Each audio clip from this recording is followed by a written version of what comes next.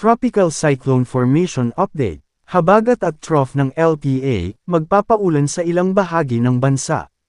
Apektado ngayon ng maulap na kalangitan at pag-ulan ang malaking bahagi ng Luzon dahil sa pinagsamang epekto ng habagat at trough ng binabantayang LPA sa West Philippine Sea na nasa labas ng PAR at ng isa pang namumuong sama ng panahon sa silangan ng Northern Luzon sa loob ng PAR.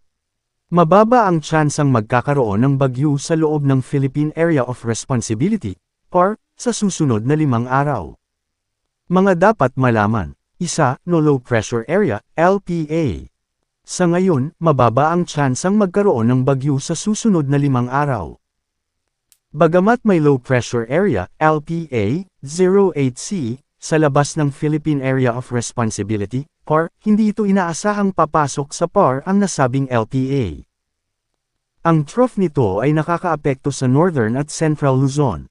Dahil dito, makakaranas ng maulap na kalangitan na may kalat-kalat na pag-ulan, pagkidlat, at pagkulog na posibleng magdulot ng mga pagbaha o pagguho ng lupa dahil sa katamtaman hanggang kung minsan malakas na pag-ulan sa Ilocos Region, Cordillera Administrative Region, Central Luzon, Batanes, at Babuyan Islands. Southwest Monsoon o Habagat. Nakakaapekto ito ngayon sa Southern Luzon at ang kanlurang bahagi ng Visayas.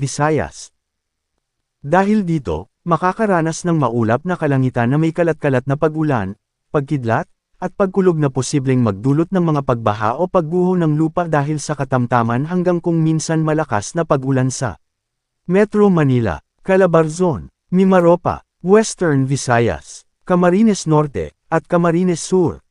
Localized thunderstorms. Ang nalalabing bahagi ng bansa ay makakaranas ng bahagyang maulap hanggang maulap na kalangitan na may posibleng pulong pag-ulan o pagkidlat at pagkulog na posibleng magdulot ng mga pagbaha o pagguho ng lupa sa tuwing severe thunderstorms.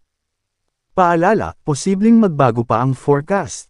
Ay pinapaalalahanan ng lahat na manatiling updated sa lagay ng panahon at sa posibleng tatahakin at magiging lakas ng sama ng panahon sa susunod na mga araw. Manatiling nakatutok sa Weather Balita para sa bago pang updates. Don't forget to subscribe.